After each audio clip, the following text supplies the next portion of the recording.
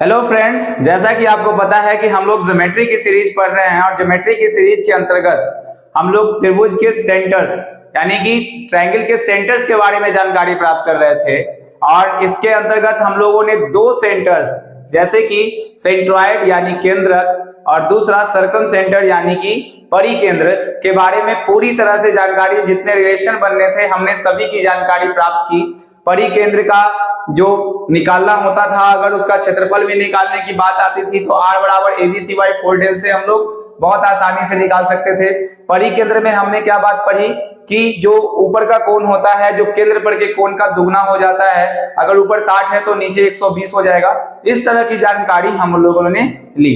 उसके बाद आज जो हमारे जो क्लास है वो तीसरे सेंटर्स यानी इन सेंटर पर अब आज का क्लास हमारा फोकस रहेगा और आज हम इन सेंटर के बारे में जानकारी प्राप्त करेंगे।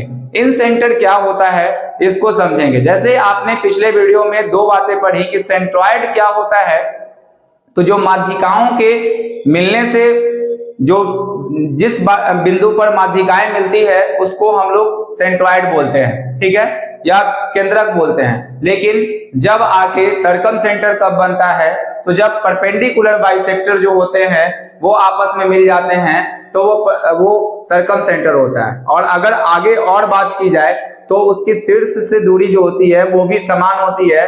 पिछले क्लास में हमने ये पूरी जानकारी प्राप्त कर ली थी। चलिए आगे हम क्या करते हैं।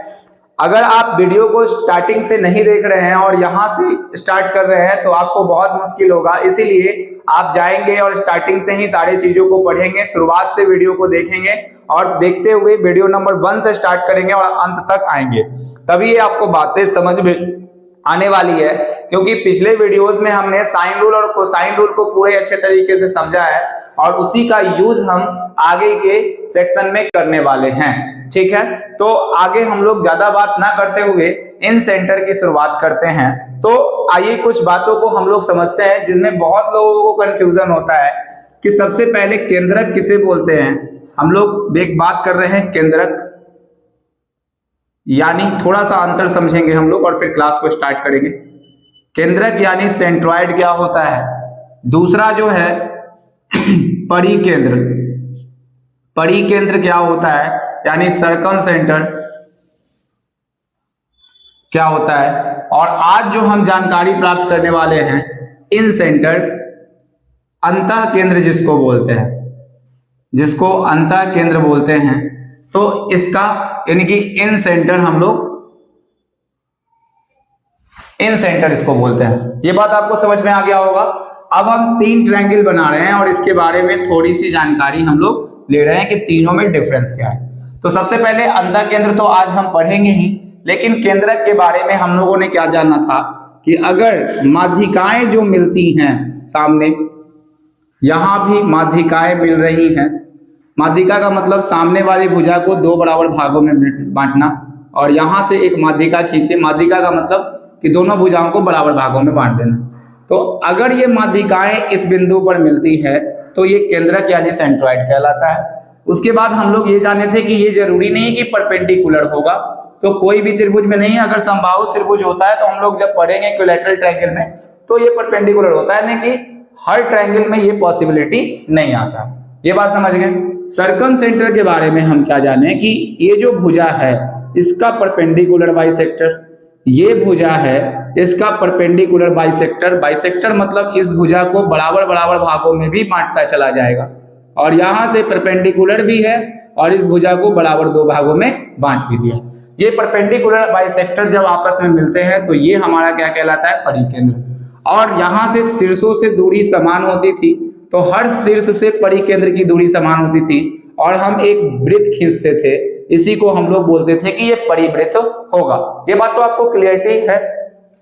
आगे हम जानकारी प्राप्त कर रहे हैं कि अंतः केंद्र किसे कहते हैं और इसी बारे में समझते हैं, क्योंकि बहुत लोग इसमें कंफ्यूज होते हैं। इसको ही माध्यिका इसमें भी समझ लेते हैं, जब परिकेंद्र होता है फिर भी माध्यिका। एक बहुत बड़ा इंपॉर्टेंट बात ये था कि जब हम लोग सर्कम सेंटर पढ़े थे तो केंद्र पर जो सर्कम सेंटर पर जो कोण बन रहा था, यहां पर बने कोण का दुगना होता था। अगर मान लेते हैं कि ये A है तो ये कितना बनता था, 2A। आज हम इन सेंटर के बारे में जानकारी प्राप्त करेंगे कि इन सेंटर, अगर ये मान लेता है, देखिए सेंटर्स बदलने के अकॉर्डिंग हमारा जो होता है वो सब कुछ चेंज कर जाता है। जैसे इसमें ए है तो ये दुगना हो जाएगा, अगर ये 60 डिग्री का हुआ तो 120 डिग्री का होगा। बहुत मन में कंफ्यूजन रहता है सब लोगों के। तो अंतः केंद्र यानी कि जब भी इन सेंटर बोला जाएगा इसको, तो जब इन सेंटर बोला जाएगा तो इन दोनों कोण का रिलेशन क्या होगा आज हम जानेंगे। तो आप लोगों ने इसी को पढ़ रखा होगा कि अगर ये कोण ए है तो ये कोण जो होगा 90 degree plus half angle A होगा। और क्यों होगा इसके बारे में हम पूरी जानकारी प्राप्त करेंगे। ठीक है, तो आपने सर्कम सेंटर होगा तो दुगना होगा, ये बात जानकारी प्राप्त करनी। इन सेंटर होगा तो 90 plus half of angle A होगा। एक्स सेंटर आएगा तब बताएंगे, और ऑर्थो सेंटर कहां पर 180 डिग्री होता है तो वो बात के बारे में हम लोग आगे फर्दर चर्चा करेंगे। चलिए, आज हमारा जो क्लास है इन सेंटर पर है, तो हम लोग अंतः केंद्र की ओर फिर से आ जाते हैं और शुरुआत करते हैं। तो आप हेडिंग लिखेंगे अंतः केंद्र।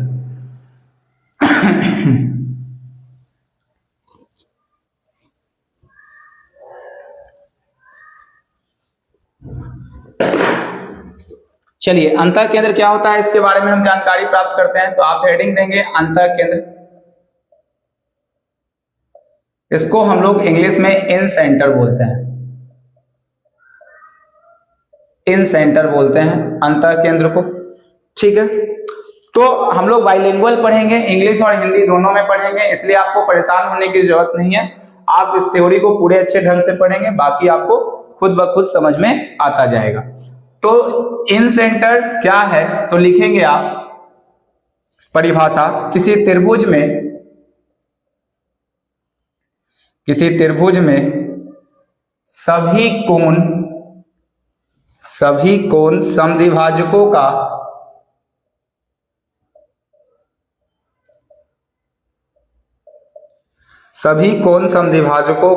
कटान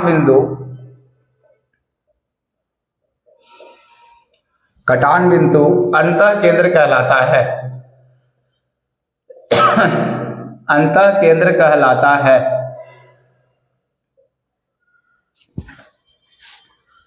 इंग्लिश में लिखना है तो लिखेंगे आप intersection point of all angle bisectors of a triangle is called in center। ठीक है, तो सबसे पहले हम लोग जानकारी प्राप्त करते हैं कि इन सेंटर क्या होते हैं। तो इन सेंटर सबसे पहले हम लोग पढ़ते क्या है, किसी त्रिभुज के सभी कोण समद्विभाजकों का कटान बिंदु अंतः केंद्र कहलाता है, यानी intersection point of all angle bisector of A triangle is called in centre. अब हम एक ट्रायंगल बनाते हैं, सबसे पहले आपको ध्यान देना है। अगर हम एक ट्रायंगल बना देते हैं, यहां से इसको मानते हैं ए, इसको मानते हैं बी और इसको मानते हैं सी। अब सबसे पहले क्या बोला, त्रिभुज में कोण समद्विभाजक। अब इस बात को सबसे पहले हम लोग समझते हैं कि कोण समद्विभाजक क्या होता है। कोण समद्विभाजक का मतलब होता है एंगल बाइसेक्टर। अब ये एंगल बाइसेक्टर क्या है, मान लेते हैं कोई ये एंगल है, ठीक है, और इस एंगल को हम लोगों ने क्या किया, यहां से एक लाइन से विभाजित कर दिया। तो ये जो हो गया, इस एंगल को क्या करता है, दो बराबर भागों में विभक्त कर देता है। यानी कि अगर ये पूरा यहां से यहां तक का एंगल जो है, ये पूरा एंगल जो आपका दिया हुआ है अगर 60 डिग्री का होगा, तो बाइसेक्ट का मतलब होता है, समद्विभाजक का मतलब होता है दो बराबर भागों में बांट देना, यानी 30-30 डिग्री में विभाजित कर दे। तो एंगल बाइसेक्टर का मतलब क्या हो गया, कोण को विभाजित करेगा, और तीनों कोण को जहां पर इस त्रिभुज में अगर एंगल बाइसेक्टर खींचना है तो कैसे खींचेंगे आप देखेंगे ध्यान से। एंगल बाइसेक्टर का मतलब यहां से अगर हम कोई लाइन खींचेंगे तो इस भुजा को बाइसेक्ट नहीं करेगा, इस पर परपेंडिकुलर जरूरी नहीं है कि होगा ही होगा, ये कोई गारंटी नहीं है, लेकिन ये सिर्फ क्या करेगा, इसको और इसको यानी इन दोनों कोण को बराबर भागों में क्या कर देगा, बाइसेक्ट कर देगा। ये बात आपको समझ में आ गया। बाइसेक्टर का मतलब, हम फिर से बात कर रहे हैं, अंतः केंद्र में कंफ्यूजन बहुत लोगों को रहता है कि अंतः केंद्र क्या होता है, कोण समद्विभाजक को हम लोग अंतः केंद्र कहते हैं। ठीक है, या ध्यान रखना है, कोण समद्विभाजकों को हम लोग क्या कहते हैं, अंतः केंद्र कहते हैं, जबकि भुजा जो समद्विभाजक होते हैं उनको हम लोग परिकेंद्र कहते हैं, जबकि वो 90 डिग्री पे समद्विभाजित करते हैं। ऐसा जरूरी नहीं है कि यहाँ पर 90 डिग्री पे समद्विभाजित हो, सिर्फ ये कोण बाइसेक्ट है। अगर हम इस वाले एंगल की बात करें तो इसने क्या किया, इस दोनों एंगल को इसने बराबर बराबर भागों में बांट दिया। ये दोनों एंगल आपस में बराबर है तो एंगल बाइसेक्टर है। एक हमने एडी खींचा, दूसरा हम लोग एंगल बाइसेक्टर बी खींच रहे हैं। इन दोनों कोण को बराबर बराबर भागों में बांट दिया। अगर हम तीसरे एंगल बाइसेक्टर की बात करें तो ये तीसरा एंगल बाइसेक्टर जो होगा हमारा ये होगा। तो अंतः केंद्र सिर्फ कोण के बाइसेक्टर पर डिपेंड करता है, और ये अगर हम F मान ले इसको और इस वाले को इन सेंटर को I के द्वारा दिखा दे तो यही हमारा क्या बनेगा, अंतः केंद्र। और अंतः केंद्र को हम लोग क्या बोलते हैं, इन सेंटर। अंतः केंद्र को क्या बोलेंगे, इन सेंटर हम लोग बोलेंगे। तो ये इन सेंटर की परिभाषा है। ठीक है, आपको बात समझ में आ गया। अगर कोण समद्विभाजक है तो वो क्या बनेगा, वो इन सेंटर बनेगा, यानी कि आपका अंतः केंद्र बनेगा। चलिए अंतः केंद्र से संबंधित और कुछ बातों को हम लोग ध्यान रखते हैं और उसको आगे की ओर लेके चलते हैं। दूसरा पॉइंट, अंतः केंद्र से हमने पहला पॉइंट पढ़ा है ये। अब दूसरे पॉइंट की बारी है जो बहुत इंपॉर्टेंट रहेगा, जिसको आपको समझना है। चलिए अब आगे बढ़ते हैं। तो लिखेंगे आप दूसरा पॉइंट, अंतः केंद्र, अंतः केंद्र, ये दूसरा पॉइंट रहेगा आपका। अंतः केंद्र त्रिभुज में, अंतः केंद्र त्रिभुज के अंदर, अंतः केंद्र त्रिभुज के अंदर एक ऐसा बिंदु है, एक ऐसा बिंदु है जिसकी सभी भुजाओं से दूरी, जिसकी सभी भुजाओं से दूरी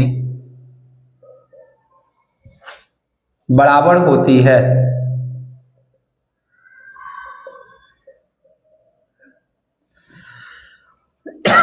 In center is a point in the triangle, which is equidistant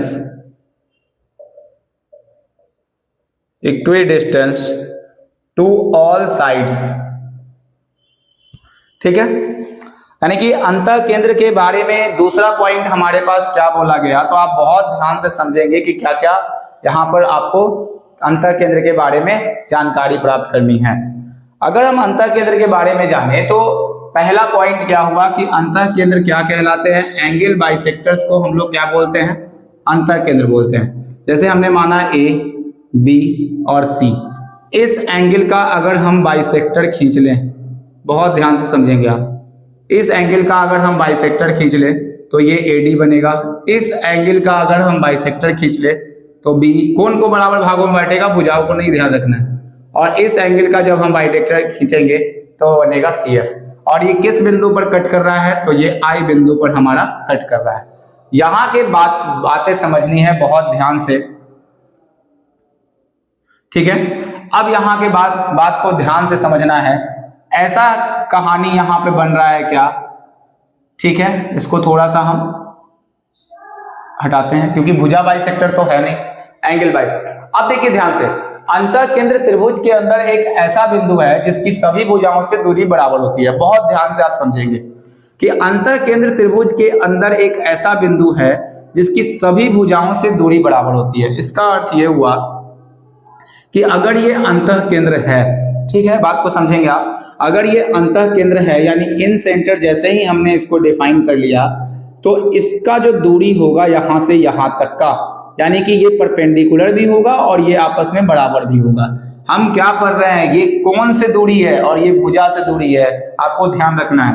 अगर हम इस भुजा की बात करें, यहां से यहां खींचे तो ये 90 डिग्री बनाएगी और इस भुजा से दूरी भी इसकी क्या होगी, बराबर होगी। तो ये क्या बनेगा, इन सेंटर। तो इन सेंटर का मतलब दो तरीके से हम चेक कर सकते हैं, एक तो कौन समद्विभाजक रहेगा और एक जाके हमारा इन सेंटर किस तरह से होगा। अगर ये इन सेंटर लिखा हुआ है तो भुजाओं से जो इसकी दूरी होगी वो बिल्कुल इक्वल होगी। बात समझ में आ रहा है। अब भुजाओं से जो दूरी है, यहाँ की इस भुजा से इन सेंटर की दूरी, यहां से यहां तक की दूरी, इस सेंटर से इस भुजा की दूरी और इस सेंटर से इस भुजा की परपेंडिकुलर जो डिस्टेंस होंगे वो बराबर होंगे। ये बात आपको ध्यान रखना है। अगर हम इस वाले में खींचे यहां से, तो यहां से एक लाइन खींचेंगे तो परपेंडिकुलर होगा। अच्छा, आप देखेंगे कंफ्यूज हो जा रहे होंगे कि ये एडी लाइन है वो अलग है क्या। हाँ, तो बिल्कुल ये एडी अलग है। अब ये बात जरूरी नहीं है, बहुत लोगों को ये भी कंफ्यूजन होता है, वो भी हम समझा दे रहे हैं कि अगर हम यहाँ ABC लिख डालें, ठीक है, और जैसे ही ABC लिखे तो ये कौन समद्विभाजक जरूरी थोड़े ही है, थोड़ा त्रिभुज टेढ़ा भी तो हो सकता है। इस बात को तो आप जानकारी प्राप्त करेंगे ही कि अगर त्रिभुज कुछ ऐसा रहा तो क्या एंगल बाइसेक्टर जो होगा वो कुछ इस तरह से भी जा सकता है क्या, ये दोनों बराबर इस तरह से होंगे।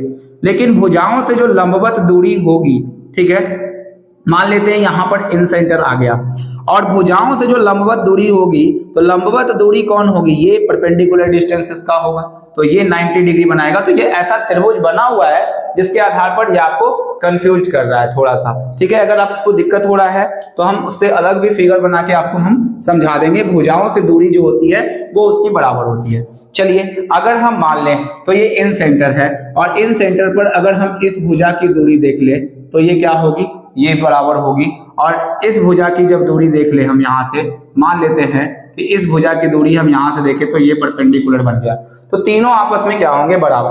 अब इस बात को हम थोड़े से और दूसरे ट्रायंगल में आपको समझाने की कोशिश करते हैं। अगर आपका थोड़ा भी डाउट रह गया हो तो वो क्लियर हो जाएगा। अगर हम ABC माने तो इसका जो परपेंडिकुलर, इसका जो एंगल बाइसेक्टर खींचेंगे यहाँ कुछ आएगा, इसका जब एंगल बाइसेक्टर खींचेंगे तो कुछ यहाँ आएगा, और इसका जब एंगल बाइसेक्टर खींचेंगे तो कुछ यहाँ आएगा। ये बात आपको ध्यान रखना है। और ये हमारा क्या बना, इन सेंटर। अब देखिए ध्यान से, अगर हम इस भुजा के अकॉर्डिंग खींचे, भुजाओं की दूरी, इस केंद्र से इस भुजा की जो दूरी अलग है, और ये वाला लाइन जो होगा वो बिल्कुल आपका अलग होगा। बहुत ध्यान से समझना है, ये नहीं कि आपको लग रहा होगा कि यही लाइन जो होगा यही परपेंडिकुलर बनेगा, बिल्कुल गलत सोच है। ये कितना हो जाएगा आपका, परपेंडिकुलर हो जाएगा।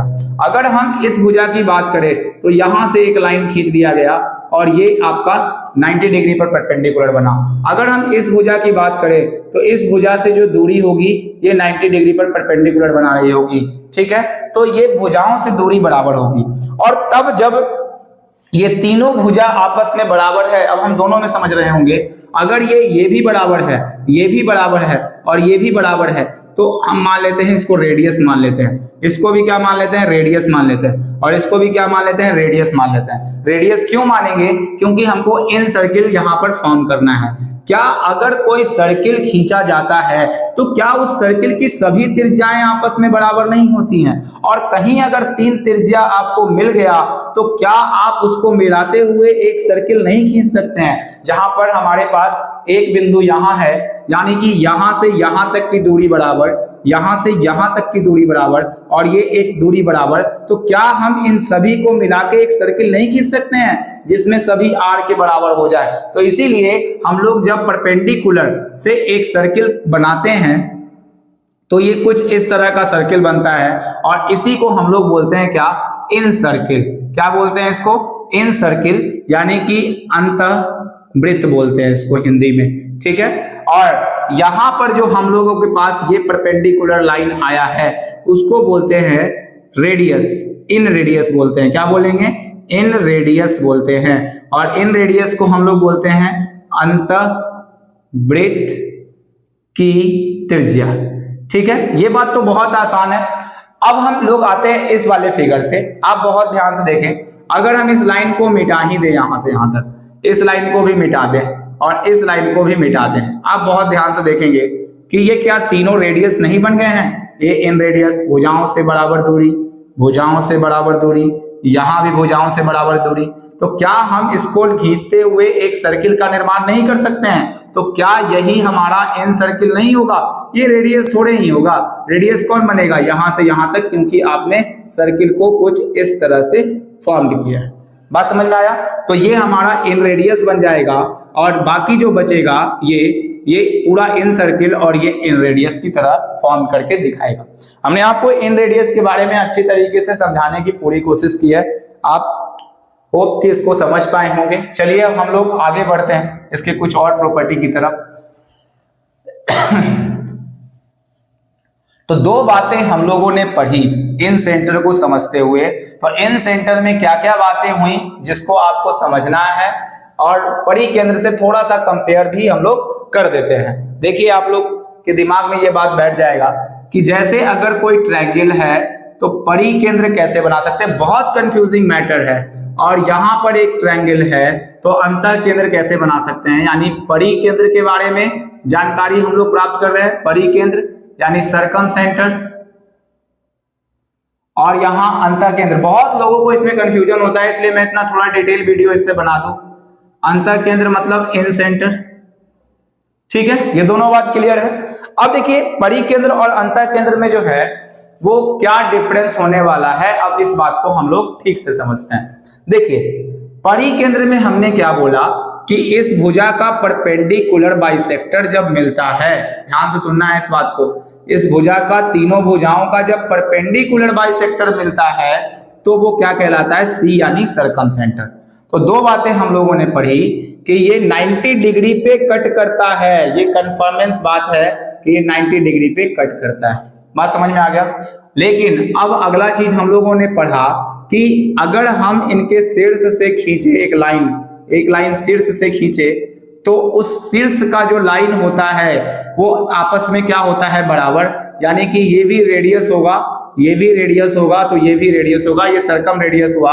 और क्या हम इस तरह से देखिएगा ध्यान से, क्या इस तरह से अगर कोई सर्कम रेडियस इस तरह से आ गया है तो क्या हम इसको मिलाते हुए एक बाहर सर्किल नहीं खींच सकते हैं? तो ये क्या होगा, सर्कम रेडियस, क्योंकि ये बराबर ये सर्कम रेडियस में हुआ था। लेकिन इन सेंटर की जब बात की जाए तो ये हमारे पास इन सेंटर में क्या आया था कि कोण समद्विभाजक को हम लोग बोलते हैं, ये कोण समद्विभाजक हुआ, ये इसका कोण समद्विभाजक हुआ और इसका कोण समद्विभाजक हुआ, यानी ये ABC दिया हुआ है और ये इन सेंटर है हमारा। तो ध्यान देना है आपको कि इन सेंटर के बारे में अगर हम जानकारी प्राप्त करेंगे तो इसकी सबसे पहले तो ये क्या होगा, ये दोनों कोण आपस में बराबर होंगे, ये दोनों कोण आपस में बराबर होंगे। प्रॉपर्टीज आपको याद रहने चाहिए, ये दोनों कोण आपस में बराबर होंगे। और साथ ही साथ एक चीज इसमें ये होगा कि इन भुजाओं का जो परपेंडिकुलर डिस्टेंस होगा, ये भी परपेंडिकुलर डिस्टेंस है और ये भी परपेंडिकुलर डिस्टेंस है, वो आपस में बराबर होगा और इसको मिला के हम एक सर्किल खींच रहे थे। तो दोनों में क्या बेसिकली अंतर है, जो ये परपेंडिकुलर डिस्टेंस यहां पर बना है उससे इन सर्किल का निर्माण होगा और जो ये बाहर बना है, ये शीर्ष से मिला है, वो सर्कम रेडियस का निर्माण होगा। तो दोनों बात को आप ठीक तरीके से समझ गए होंगे, आप कोशिश कीजिएगा और अच्छे तरीके से समझने का। चलिए हम आगे बढ़ते हैं इसके और प्रॉपर्टीज के अंतर्गत। अब एक बहुत बड़ा कंफ्यूजन रहता है हम लोगों को, हम लोग सिद्ध भी करेंगे कैसे आएगा वो, कि अगर ये एंगल दिया हुआ है ABC, ये तो आसान क्वेश्चन है, ABC है, और अगर इसको इन सेंटर डिफाइन कर गया, इन सेंटर होने का क्या मतलब कि इन दोनों कोण को आपस में विभाजित करेगा और ऊपर से मिला दे तो वो भी कोण को विभाजित करेगा। तो इन दोनों में क्या रिलेशन होता है, अगर हम इसका मान A मान लेते हैं तो इसका मान क्या होता है, तो इसी का मान हम लोग पढ़ते हैं क्या, 90 डिग्री प्लस कितना, आधा ऑफ एंगल A, ठीक है, हाफ ऑफ एंगल A पढ़ते हैं। तो ये इस कंडीशन में जब इन सेंटर होता है तब ये सर्कम सेंटर हो जाएगा, तो ये इसका दुगना हो जाएगा। यही बात आपको एकदम पूरा कंफर्म करके रखना है। चलिए अब हम लोग आगे इसी बात को प्रूफ करने की कोशिश करते हैं, ठीक है। तो इसी बात को हम लोग प्रूफ करने की कोशिश कर रहे हैं। तो अगर हम एक ट्रायंगल बनाएं, बहुत ध्यान से समझना है यहाँ पे, अगर हम एक ट्रायंगल बना दे, इसका नाम है AB और C, ठीक है, और इस ट्रायंगल को जब हम बनाएंगे तो हम एक इन सेंटर मान लेते हैं कि इसके अंदर एक इन सेंटर है। इन सेंटर का मतलब क्या होता है, कोण का समद्विभाजक। यहां भी इन सेंटर का मतलब क्या होगा, कोण का समद्विभाजक। अब बहुत ध्यान से आप समझेंगे कि अगर हमको प्रूफ करना है इस वाले एंगल में और इस वाले में एंगल में रिलेशन प्रूफ करना है, तो एंगल BIC देखेंगे आप, BIC ये वाले एंगल की बात की जा रही है, हम प्रूफ कर देंगे क्या कि ये जो BIC है वो 90 डिग्री, ठीक है, 90 डिग्री, और एंगल A को आधा कर देंगे तो हाफ एंगल A, या इसी को हम लिख सकते हैं, आप देखेंगे एंगल BIC प्लस A/2, यानी एंगल A का आधा। तो ये बात आपको बहुत ध्यान से याद रखना होगा, BIC बराबर 90 डिग्री प्लस हाफ एंगल क्या होगा, यानी कि सीधा A/2 लिख सकते हैं। इसको ध्यान रखना है, इसको A/2 हम लोग लिखेंगे। तो यही चीज आपको प्रूफ करना है। और कैसे आप इस चीज को प्रूफ करेंगे, चलिए आइए अब हम लोग समझना शुरू करते हैं। तो सबसे पहले आप देखेंगे कि हम इस एंगल को A ही मान लेते हैं, इस एंगल को B ही मानते हैं और इसको C मान लेते हैं। अगर ये इन सेंटर है तो बहुत ध्यान से सुनिएगा, अगर ये इन सेंटर है इसका मतलब कि इन दोनों कोनों को विभाजित करेगा, क्योंकि इन सेंटर का काम क्या होता है, जब कोण समद्विभाजक मिलते हैं तो ये शीर्ष से जो बनेगा कोण समद्विभाजक बनेगा। ये बात को अच्छे से समझ गए कि अगर ये पूरा एंगल B है तो इसका मतलब कि ये आधा होगा B/2, और ये भी एंगल कितना होगा B/2। आपको ये बात समझ में आ गया। उसी तरह से ये अगर पूरा एंगल यहां से यहां तक इन सेंटर जैसे ही डिफाइन हुआ ये, तो इन सेंटर के कारण ये क्या हो गया, कोण का समद्विभाजक। इन सेंटर मतलब कोण का समद्विभाजक, ध्यान रखना है, कोण को बराबर भाग में बांटेगा, भुजा को नहीं। तो अगर हम इन दोनों की बात कर रहे हैं तो अगर ये पूरा C है यहां तक तो ये क्या बनेगा C/2, और ये भी कितना बन जाएगा आपका, तो ये भी बन जाएगा C/2। समझ में आ रहा होगा। अब हम ट्रायंगल में चलते हैं, क्योंकि हमको ये प्रूफ करना है, तो हम BIC वाले ट्रायंगल में चलते हैं। ध्यान से देखेंगे किस ट्रायंगल में चलना है, प्रूफ को तो आपको समझना ही पड़ेगा। ट्रायंगल BIC में अगर हम चलें तो ट्रायंगल BIC में क्या है, हमको बहुत ध्यान से देखना है, क्या इन तीनों कोनों का जो योगफल होगा क्या 180 डिग्री नहीं होगा। हम डायरेक्ट लिखते हैं यहाँ पे, अगर लिखना चाहें तो देख लीजिए, एक लाइन बढ़ा देते हैं कि एंगल, ध्यान से सुनना है, angle BIC, angle BIC plus, ठीक है, angle BIC plus ICB plus angle ICB plus angle यहां पर CBI, तो प्लस एंगल CBI, इन सभी का जो कोण होता है वो कितने डिग्री का होता है, 180 डिग्री। क्योंकि आपने पढ़ा है कि त्रिभुज के तीनों कोणों का योगफल कितना होगा, 180 डिग्री के बराबर होगा। अब हम मान भरते हैं यहाँ पे, तो BIC का तो मान निकालना ही है, तो हम लोग लिखते हैं इसको BIC ही लिख के छोड़ देते हैं। अब देखते हैं ICB का मान C/2 है। आप देखेंगे ICB का जो मान है वो कितना दिया हुआ है, C/2 प्लस एंगल CBI का मान कितना दिया है, तो B/2 दिया हुआ है, बराबर कितना होगा, 180 डिग्री।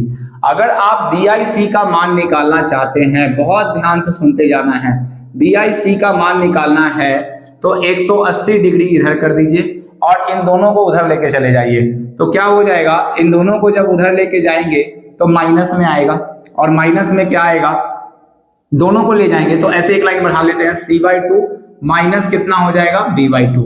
अगर हम इसको लिखेंगे कि BIC जो होगा वो 180 डिग्री होगा, माइनस दोनों से कॉमन लेते हैं तो B/2 प्लस कितना बचेगा, ये C/2। लेकिन एक बात तो आपको पता है कि हमको तो BIC बराबर ये बात प्रूफ नहीं करना है, हमको A/2 लाना है इसके जगह पे। तो अब A/2 कैसे लाएं, तो आप जानते हैं अब हमको इस ट्रायंगल का सहारा लेना पड़ेगा, पूरे बड़े वाले ट्रायंगल का, ठीक है, क्योंकि A जो है इस बड़े वाले ट्रायंगल में आता है। अब आप बहुत ध्यान से समझेंगे कि आप क्या जानते हैं कि angle A plus angle B plus C बराबर, यानी कि अगर हम त्रिभुज किस में चले, हम इसको A में बदलना चाहते हैं तो हमको बड़े ट्रायंगल का सहारा लेना पड़ेगा। तो एंगल हम ABC में चले, ठीक है, ट्रायंगल ABC में चले तो क्या होगा, A plus B plus C बराबर कितना हो जाएगा, 180 डिग्री। इन तो बड़े वाले त्रिभुज में अगर हम चलें तो तीनों का मान 180 डिग्री का निकलेगा। एक बात और ध्यान देना है यहां से बहुत अच्छे तरीके से, क्योंकि हमको चाहिए B/2 और C/2 का मान, तो हम लोग क्या करेंगे, दोनों तरफ 2 से भाग कर देंगे। आप देखिए ध्यान से, तभी तो B/2 और C/2 आएगा। अब इस 2 से जब भाग हुआ है तो ये कुछ ऐसा कंडीशन बनेगा कि A/2 प्लस कितना बनेगा b/2, प्रत्येक में 2 से भाग लीजिएगा c/2, जब भाग 2 से करते तो दोनों और 2 से भाग करेंगे और ये कितना बन जाएगा 90 डिग्री का। इतना बात आपको समझ में आ गया होगा। जैसे ही हमने क्या किया, हमने कुछ भी नहीं किया है, यहाँ तक हमने a + b + c/2 का मान निकाला है तो 180 डिग्री बाई 2 कर दिया, क्योंकि हमको b/2 और c/2 का मान चाहिए था। ठीक है, तो उसका हम निकाल लेंगे। अब देखते हैं ध्यान से, अगर हमको a/2 का, क्योंकि हमको चाहिए क्या यहाँ से b/2 और c/2 का मान, तो देखिए अगर हमको b/2 + c/2 का मान चाहिए तो आप 90 डिग्री और a/2 को आप क्या लेके चले जाएंगे, इधर 90 डिग्री माइनस क्या लेके चले जाएंगे, a/2 को उस साइड में लेके चले जाएंगे। अब देखिए इस मान को हम लोग उठा के यहां पुट कर देते हैं, तो एंगल BIC का जो वैल्यू आएगा 180 डिग्री और b/2 c/2 तो यहां माइनस आ जाएगा और इसके बदले में हम लोग क्या भरेंगे, b/2 और c/2 का मान क्या है, तो कोष्ठ में भरना होगा 90 डिग्री माइनस कितना a/2। ठीक है, अगर आपने इतना भर लिया तो अब बहुत आसान है। अब यहां से क्या सॉल्यूशन करना होगा कि 180 degree plus minus minus 90 degree और माइनस माइनस प्लस a/2 हो जाएगा। जब आप इसको कंप्लीट करेंगे तो ये 90 डिग्री घट जाएगा और प्लस कितना हो जाएगा a/2। तो एंगल BIC का जो मान आएगा वो 90 degree plus half of angle कितना आएगा, 2 आएगा। तो इस बात को आप अच्छे तरीके से समझ गए, यानी कि रटने से काम नहीं चलेगा, आपको इसको प्रूव करके बाय प्रूफ भी समझना पड़ेगा, तब आप जाके पूरा मार्क्स उठा पाएंगे। ये देखे होंगे आप कि किस तरह से हमने इसके बारे में जानकारी प्राप्त की है, BIC का मान कैसे निकाला और इन दोनों को 90 degree plus half angle A कैसे प्रूफ कर दिया है, ये जानकारी आपको पूरे तरीके से मिल गई होगी। चलिए ठीक है, अब हम इसके आगे बढ़ते हैं। ठीक है, कुछ क्वेश्चंस के साथ अब ध्यान रखना है कि क्वेश्चंस हम लोग अब करना प्रारंभ करेंगे। ठीक है, तो आपको अगर हम लिख दें एक जानकारी,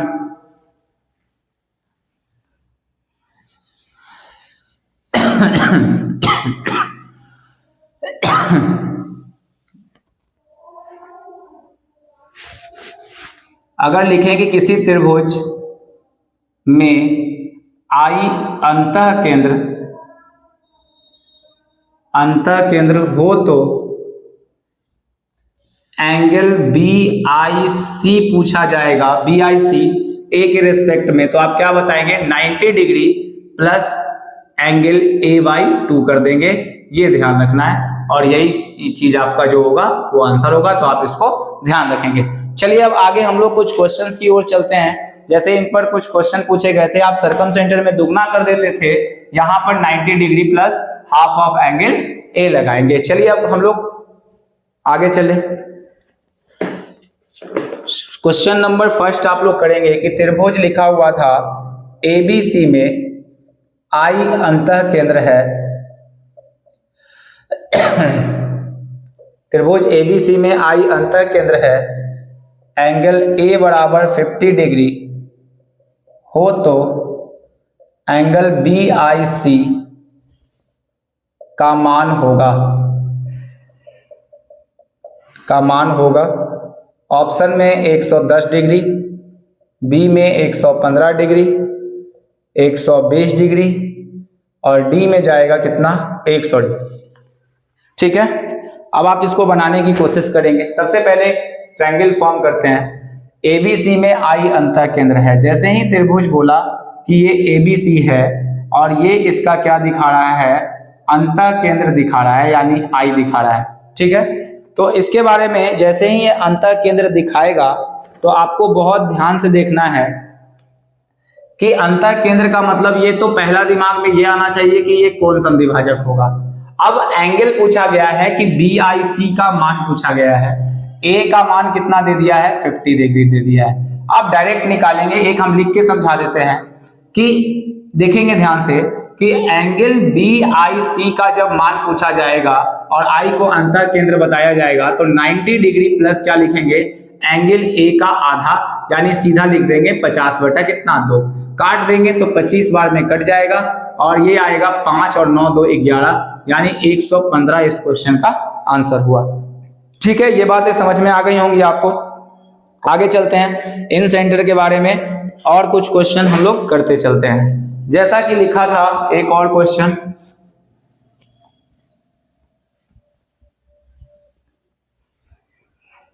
एक क्वेश्चन ये भी था कि त्रिभुज एबीसी में आई अंतः केंद्र है, त्रिभुज एबीसी में आई अंतः केंद्र है, एंगल ए बराबर 40 डिग्री हो तो एंगल बी आई सी का मान होगा। आप वीडियो को रोक के आप एक बार खुद से भी ट्राई कर सकते हैं और बनाने की कोशिश बिल्कुल करें, तभी आपको पूरी बात समझ में आने वाली है, नहीं तो फिर आप मुश्किल में पड़ेंगे। चलिए अब आगे बढ़ते हैं हम लोग। तो हमने क्या पढ़ा कि अगर कोई ट्रायंगल है और ट्रायंगल में जैसे ही अंतः केंद्र बोलेगा दो बातें दिमाग में, एक तो कोण संधि भाजक पहला बात, और इसके जो एंगल होगा सामने वाला इन दोनों में रिलेशन आपको ध्यान रखना है, 90 degree plus half angle A. तो एंगल बी आई सी का मान पूछ लिया है, तो 90 डिग्री प्लस 40 बाई कितना हो जाएगा 2, तो 20 और कितना हो जाएगा 110। आप वैसे भी बना सकते थे कि अगर इसका मान 40 है तो 90 इसका आधा कर देंगे तो 9 2 11 110 इसका आंसर हो जाना था। चलिए अब और कुछ क्वेश्चन की बारी है। आप वीडियो को पॉज करके आप बनाते चलेंगे कुछ क्वेश्चंस को, ताकि आपको पूरी बात समझ में आते चले। त्रिभुज एबीसी में आई अंतः केंद्र है, अंतः केंद्र है, एंगल बी आई सी बराबर 116 डिग्री हो तो एंगल ए का मान होगा। इस बार उल्टा पूछा गया है, ध्यान रखना है। तो ये 52 होगा ऑप्शन में, 53 होगा, 55 होगा या 56 होगा, इस बारे में जानकारी प्राप्त करते हैं। तो देखेंगे आप क्या कि अगर हमको आई अंतः केंद्र है और उसको दिखाना है, यानी त्रिभुज एबीसी में आई अंतः केंद्र है, हमने एक त्रिभुज बनाया एबीसी, ठीक है, और आई को क्या बताया गया अंतः केंद्र, और जैसे ही इसको अंतः केंद्र बताया गया और बी आई सी का मान कितना दिया गया 116 डिग्री, ठीक है। तो आप क्या जानते हैं कि एंगल बी आई सी का जो मान होता है वो 90 डिग्री और हाफ एंगल ए होता है, ये बात आपको ध्यान रखना है। अब देखिए ध्यान से क्या है कि बी आई सी का मान 116 दिया और ये जब इधर की ओर आएगा तो 90 डिग्री आएगा और बराबर आधा एंगल कितना हो जाएगा ए आ जाएगा, ये बात आपको समझ में आना चाहिए। अगर 116 में से आप 90 घटा देंगे तो कितना आ जाएगा 26 आ जाएगा और 1/2 एंगल ए आएगा, और एंगल ए का मान 26 गुना कितना आएगा 52 आएगा। मैं कैलकुलेशन करके आपको इसलिए दिखा रहा हूं कि कोई जरूरत नहीं है कि आप तेज कैलकुलेशन तो कर ही पाएंगे, डायरेक्ट भी आंसर लिख सकते हैं, क्योंकि इसका जब आप एक मतलब शॉर्ट बनाना चाहेंगे तो जब भी इन सेंटर पर क्वेश्चन होगा तो आप क्या करेंगे, जब भी ये कोण देके ये कोण पूछेगा तो आप इसमें से 90 घटा के दुगना कर देंगे, यानी 116 में से 90 घटा देना है और फिर 2 से गुना कर देना है। तो यही ट्रिक के अनुसार आपको बन जाता है, कोई बड़ा चीज नहीं है। अगर आप कॉन्सेप्ट जानेंगे तो ट्रिक की कोई जरूरत है नहीं, ठीक है। चलिए अब आगे बढ़ते हैं अगले क्वेश्चंस की ओर, इसको आप नोट कर लेंगे। लिखा हुआ है त्रिभुज एबीसी में आई अंतः केंद्र है, त्रिभुज एबीसी में आई अंतः केंद्र है, एंगल बी आई सी बराबर 120 डिग्री हो तो एंगल ए का मान ज्ञात करें, ठीक है। देखिए विदाउट ऑप्शन हम लोग करते हैं। जैसे अगर मान लिया जाए कि एबीसी एक ट्रायंगल है, आप देखेंगे और बना भी सकते हैं, कोई बड़ा इशू है नहीं। आप पूरा लिख के बनाना चाहते हैं आप लिख के, इस क्वेश्चन को मैं डायरेक्ट बता दूंगा, आप करेंगे आप। तो हमको इस एंगल का मान चाहिए, तो जैसे ही इसने इन सेंटर इसको दिया तो हम समझ जाएंगे 90 degree of half of angle ए पर ये क्वेश्चन है। और आप डायरेक्ट कैसे बनाएंगे, तो 120 में से आप 90 घटाएंगे, तो 120 में से 90 गया 30, और ये एंगल निकालना है तो 30 गुना 2 कितना हो जाएगा 60, बाकी आपको प्रोसेस पता है, आप प्रोसेस के अकॉर्डिंग भी जा सकते हैं। तो फुल आपको नॉलेज होना चाहिए ताकि आप इस तरीके का बात को समझ सकें। चलिए अब हम लोग कुछ और आगे चलते हैं, इन सेंटर्स के और कुछ प्रॉपर्टीज वगैरह पे चलते हैं, तो ये भी बात आपको ध्यान रखना होगा।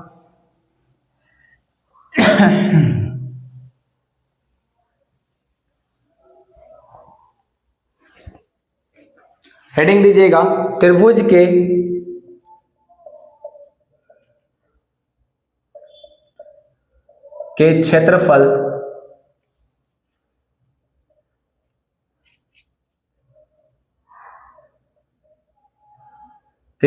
क्षेत्रफल का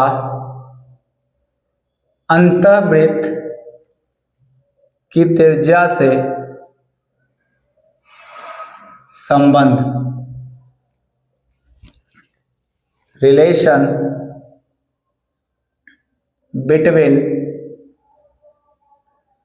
एरिया ऑफ ट्रायंगल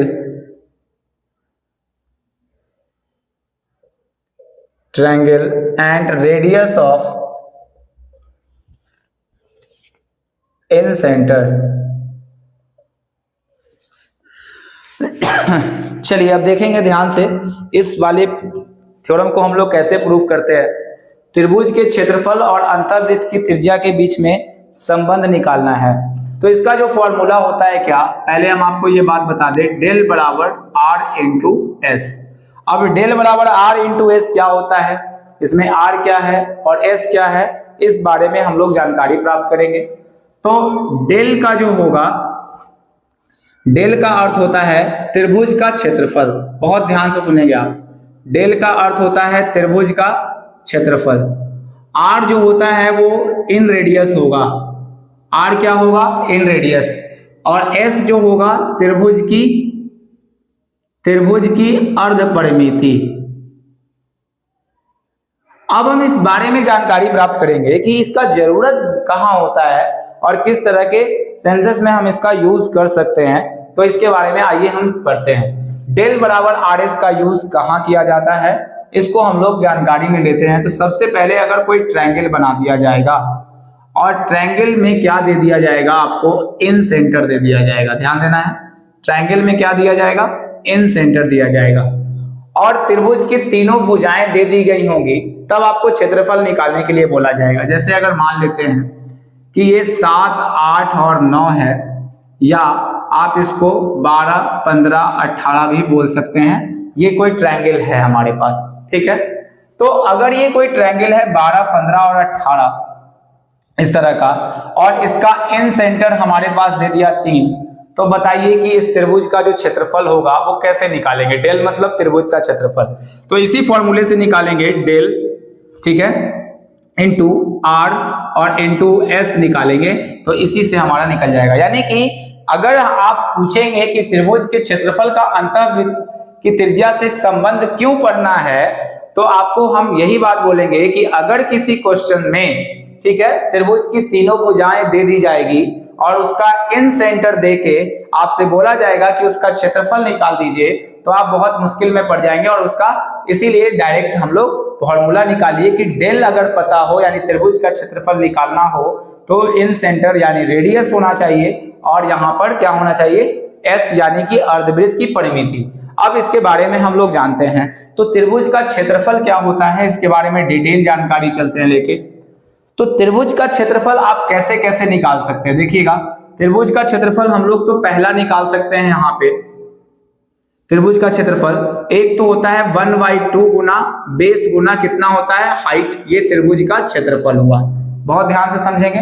दूसरा जो फॉर्मूला हुआ, आप निकालते थे यहाँ पर 8, 10 और 12 होता था, तो यहाँ पर हीरोन्स फॉर्मूला से निकालते थे कि एस निकालते थे सबसे, और वही एस ये है। एस क्या होता था, ए, अगर इसको ए बी सी मान लें तो एस होता था a plus b plus c y, कितना होता था 2।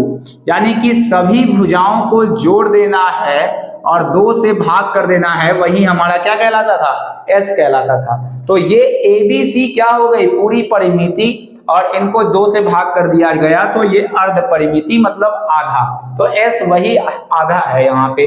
त्रिभुज का क्षेत्रफल आप लोग समझ गए, और इस त्रिभुज के अर्ध परिमिति के अनुसार हीरोल्स फॉर्मूला से s इंटू एस माइनस ए, एस माइनस बी और एस माइनस सी हमने पढ़ा था। इन दोनों फॉर्मूला का यूज करके हम त्रिभुज का क्षेत्रफल इससे निकाल सकते हैं। तो ये जानकारी आपको पहले भी ध्यान होगी, आपको पहले क्लासेस में ये सारी बातें मैं पढ़ाते हुए यहाँ तक पहुंचा हूं, तो इसके बारे में हम अब कोई ज्यादा डिटेल नहीं करेंगे। अब आते हैं अपने स्ट्रक्चर पे। तो डेल बराबर कितना हो जाएगा, r इंटू कितना हो जाएगा, s हो जाएगा। ठीक है, तो ये बातें हमको प्रूव करनी है इस वाले सेक्शन में। तो अगर हम कोई त्रिभुज मान लेते हैं, ठीक है, एक कोई ट्रायंगल मान लेते हैं ABC, आप ध्यान से समझिएगा इस बात को। तो इस बात को हम लोग ट्रायंगल मानते हैं, और यहां से जब ABC मान लेते हैं तो अंतःवृत्त की त्रिज्या में संबंध कैसे निकालेंगे, ध्यान से देखिएगा। पहले आपको करना क्या होगा, यहां पर आप इन सेंटर मान लेते हैं, ठीक है, और इन सेंटर जब मानते हैं तो हम लोग मानते हैं A के सामने वाली भुजा A, B के सामने वाली भुजा B और C के सामने वाली भुजा को C मानते हैं। ठीक है, इतना बात क्लियर है, पूरा स्ट्रक्चर अच्छे तरीके से। अब हम जानते हैं यहां से यहां की लंबाई यही इन रेडियस होती है, यानी कि सीधा सा ये परपेंडिकुलर तो है लेकिन बाइसेक्ट नहीं करेगा इन दोनों को, ये बात आपको ध्यान रखना है इन सेंटर में। यहां से अगर हम इसकी लंबाई खींचे तो ये लंबाई, और यहां से इसकी लंबाई खींचे तो ये लंबाई, ये तीनों आपस में रेडियस होंगे कि नहीं बताइए, ये तीनों के तीनों इन रेडियस होंगे। और जब हम एक बात बताए थे कि ये लाइन, ऐसा जरूरी नहीं कि ये लाइन थोड़ा टेढ़ा भी हो जाएगा, इस तरह से आपको मिला लेना था, इस तरीके से ये थोड़ा। अब ऐसा नहीं कि पूरा एंगल बाइसेक्टर ही है, ये बात मैंने पहले ही समझाया कि जरूरी नहीं है कि ये अगर लाइन है तो ये लाइन होगा और यही लाइन आपका क्या होगा 90 डिग्री होगा, ये जरूरी नहीं है ये 90 डिग्री होगा इधर हट के। ठीक है, तो हमने इस तरह से इसलिए 90 डिग्री आपको अच्छे तरीके से दिखा दिया है। ठीक है ना, अब आगे बढ़ते हैं कि हम डेल बराबर आर एस क्यों कैसे प्रूफ करते हैं। तो इस बात को हम लोग यहाँ कुछ लिख लेते हैं कि डेल बराबर हम लोग आर इंटू एस के बारे में हम प्रूफ कर रहे हैं। अब देखिए यहाँ पर अगर हम इसको इन सेंटर माने तो तीन त्रिभुज बन रहा है, एक तो BIC बन रहा है, एक AIB बन रहा है और एक जो होगा AIC बन रहा है। तो अगर हम यहाँ पर ध्यान दें कि त्रिभुज ABC का क्षेत्रफल अगर हमको निकालना है, ध्यान से देखेंगे आप कि अगर हमको त्रिभुज ABC का क्षेत्रफल निकालना है यहाँ पे, तो किसको किसको ऐड करना होगा आप ध्यान से देखेंगे। अगर हम इन तीनों त्रिभुज को जोड़ दें, यानी पहला हमारे पास ये वाला त्रिभुज का क्षेत्रफल जोड़ दें, इस वाले ट्रायंगल का क्षेत्रफल जोड़ दें और इस वाले ट्रायंगल का क्षेत्रफल जोड़ दें, इन तीनों त्रिभुज का क्षेत्रफल जोड़ दें, तो क्या पूरा ABC का क्षेत्रफल नहीं निकल जाएगा। और इस त्रिभुज के क्षेत्रफल को निकालने के लिए देखिए कितना आसान तरीका है हमारे पास। यहाँ पर BIC का जो क्षेत्रफल होगा, यहाँ पर बेस भी पता है और यहाँ हाइट भी पता है। ठीक है, तो अगर हम किस किस त्रिभुज को जोड़े आप ध्यान से देखेंगे, एक त्रिभुज तो BIC है, इस ट्रायंगल को जोड़ दें हम त्रिभुज BIC के क्षेत्रफल को, त्रिभुज किसको जोड़ दें, ये क्षेत्रफल होगा, सबको क्षेत्रफल लिखना है, त्रिभुज BIC, त्रिभुज AIC का क्षेत्रफल, त्रिभुज AIC का क्षेत्रफल और प्लस त्रिभुज AIB का क्षेत्रफल, त्रिभुज AIB का अगर हम क्षेत्रफल सबको जोड़ दे तो हमारा जो आंसर है वो आ जाएगा। अब आइए हम इसके क्षेत्रफल को निकालते हैं। तो BIC का क्षेत्रफल होगा हाफ 1/2 इंटू कितना हो जाएगा BC, कितना हो जाएगा आपका BC इंटू ये दिया हुआ है हाइट को हमने R माना है, इन रेडियस ही हाइट बन रहा है, प्लस AIC का क्षेत्रफल की बात करें, AIC में तो बेस कौन बनेगा AC और हाइट फिर से कौन बन जाएगा, तो R ही बनेगा, इसका भी हाइट।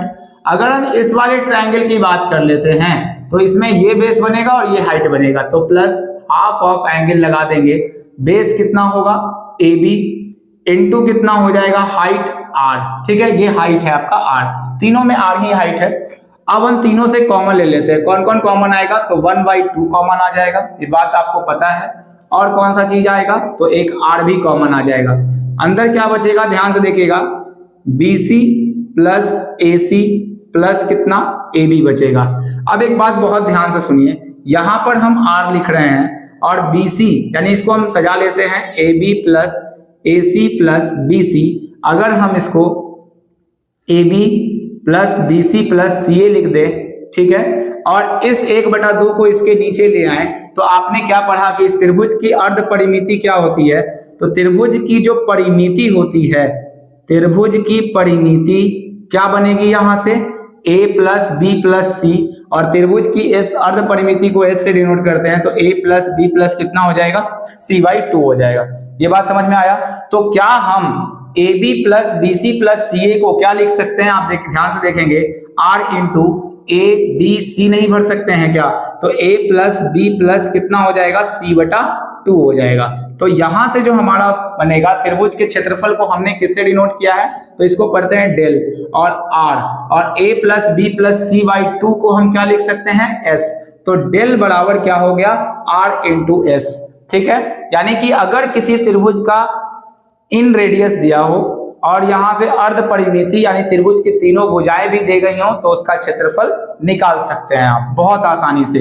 अगर हम इसके बारे में इन सेंटर निकालने की बात करें, तो इन सेंटर कैसे निकलेगा? तो डेल और ये जो भाग गुना में S है वो कहां चला आएगा? नीचे भाग में चला आएगा। तो इस फॉर्मूले को आप बहुत अच्छे तरीके से ध्यान रखेंगे, ठीक है। तो इस फॉर्मूले को हम लोग अच्छे तरीके से ध्यान रखेंगे। चलिए अब आगे बढ़ते हैं। तो ये आपका पूरा सेक्शन खत्म हो गया। अगर किसी ट्रायंगल में इन रेडियस और उस त्रिभुज की तीनों भुजाएं दे दी गई हो, तो आप बिल्कुल आराम से उस त्रिभुज का क्षेत्रफल निकाल सकते हैं। तो आप लोग इस बात को समझ गए होंगे। आइए हम लोग अब कुछ क्वेश्चंस की ओर बढ़ते हैं। तो इसको आप लोग 2-3 बार देखेंगे ताकि ये बात पूरी तरह से आपको समझ में आ जाए।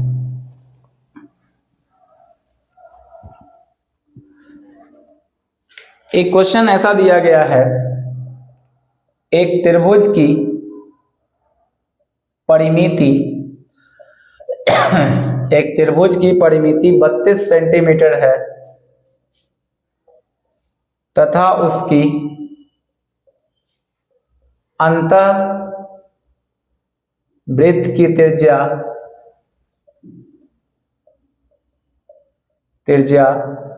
3 सेंटीमीटर है, तो त्रिभुज का क्षेत्रफल ज्ञात करें।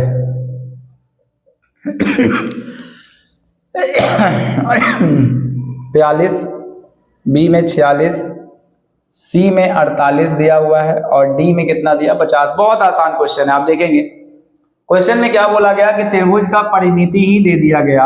यानी कि अगर ABC एक त्रिभुज है हमारे पास, हम मान लेते हैं, तो ABC कितना दिया है? A plus B plus C/, अगर 2 निकालेंगे तो कितना आ जाएगा? S के बराबर आ जाएगा, और S का मान 32 बटा कितना हो जाएगा? 2, यानी कि कितना होगा? 16। आप जानते हैं कि त्रिभुज की जो परिमिति होती है वो 32 दी गई है, यानी A plus B plus C का मान कितना दिया गया? 32। आपको चाहिए अर्ध परिमिति, तो अर्ध परिमिति हम लोग निकालते हैं A plus B plus C/, कैसे? 2, यानी कि 32 बटा 2 कितना हो जाएगा? 16 हो जाएगा। तो हमने अर्ध परिमिति निकाल लिया, और अंतःवृत्त की जो त्रिज्या है, यानी ये वाला जो पार्ट है आपका 90 डिग्री वाला, वो आपका दिया हुआ है कितना? 3 सेंटीमीटर। और आपसे क्षेत्रफल पूछ लिया है, तो आप क्या जानते हैं? डेल बराबर कितना जानते हैं? R इंटू S जानते हैं, ठीक है। तो जब डेल बराबर RS होगा तो त्रिभुज का क्षेत्रफल R का मान कितना है आपका? इन रेडियस 3 है, और S का मान कितना है? 16। तो 3 और 16 का गुना कर देंगे तो 48 सेंटीमीटर स्क्वायर जो होगा वो आंसर आपका कंप्लीट हो जाएगा। ये बात आपको समझ में आ गया होगा। चलिए आगे बढ़ते हैं कुछ और क्वेश्चन की तरफ। लिखा हुआ है कि एक त्रिभुज की परिमिति 40 सेंटीमीटर है, 40 सेंटीमीटर है तथा उसकी अंतःवृत्त की त्रिज्या जो दी गई है वो 4 सेंटीमीटर है, तो त्रिभुज का क्षेत्रफल निकाल दीजिए आप, ठीक है। ऑप्शन दे रखा है 70, 80, 90 और 100, ठीक है। इस तरह से 4 ऑप्शन आपके दिए गए हैं, आप फिर से निकाल सकते हैं, क्योंकि आपके पास जो है एक त्रिभुज की परिमिति 40 है, तो परिमिति अगर 40 है तो आप डायरेक्ट निकाल सकते हैं। अर्ध परिमिति का काम है, क्योंकि आप डेल बराबर निकालना चाहते हैं R इंटू S, तो R का मान तो आपको यहाँ पर 4 सेंटीमीटर दिया होगा, तो आप इसको भर लेंगे कितना? 4 इंटू S का मान कितना हो जाएगा? 40 बटा 2, ठीक है, यानी कि 40 बटा 2 यानी 20, और आंसर कितना आ जाएगा? 80 सेंटीमीटर स्क्वायर। तो यही आपका आंसर है, इस बात को आप पूरी तरह से ख्याल रखेंगे। चलिए अगले क्वेश्चन की तरफ हम लोग मूव करते हैं। जैसे एक क्वेश्चन पूछा गया, एक त्रिभुज का क्षेत्रफल 60 सेंटीमीटर स्क्वायर है तथा अंतःवृत्त की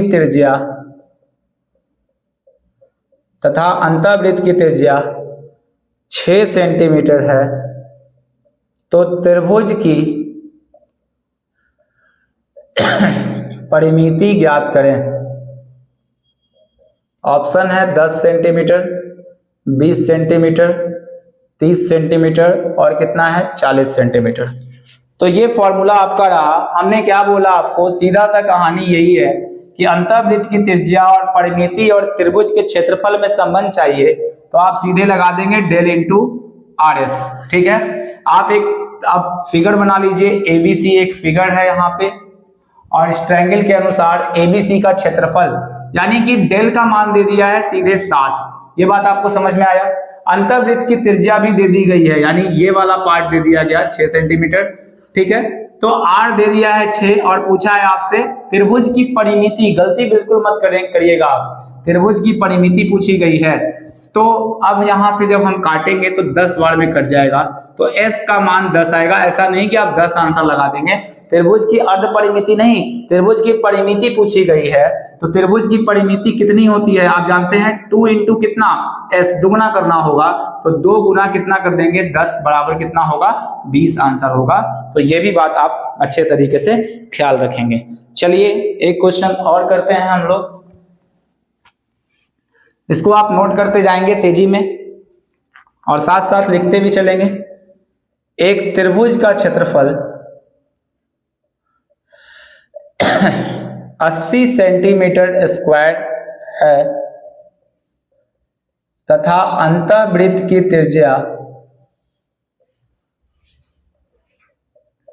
त्रिज्या 10 सेंटीमीटर है, तो त्रिभुज की परिमिति ज्ञात करें। ठीक है, तो यहां से बहुत आसान चीज है, फिर से वही बात है, आपको त्रिभुज का क्षेत्रफल दे दिया यानी कि ये 80 दिया है और अंतःवृत्त की त्रिज्या कितनी दी है 10। तो फॉर्मूला याद रहना चाहिए, आपसे क्वेश्चन बहुत आराम से बनेगा 8। तो s का मान 8 है, तो त्रिभुज की परिमिति, अर्ध परिमिति पूछती तो 8 आंसर था, लेकिन अब हो जाएगा 2 गुना 8, यानी कि फुल परिमिति पूछा गया, यानी a प्लस बी प्लस सी का मान पूछा गया है, तो 8 गुना कितना हो जाएगा, ये 16 हो जाएगा। तो इस बात को आपको ख्याल रखना है कि त्रिभुज की परिमिति ज्ञात करनी थी, s का मान ये आया, तो 8 गुना कितना आ जाएगा 16 आ जाएगा। एक क्वेश्चन मैं आपके लिए होमवर्क के लिए छोड़ता हूं, आप उसको लिख लेंगे और होमवर्क में उसको आप कमेंट बॉक्स में आप उसका आंसर करेंगे। एक त्रिभुज का क्षेत्रफल 40 सेंटीमीटर स्क्वायर है तथा अंतःवृत्त की त्रिज्या 4 सेंटीमीटर है, तो त्रिभुज की अर्ध परिमिति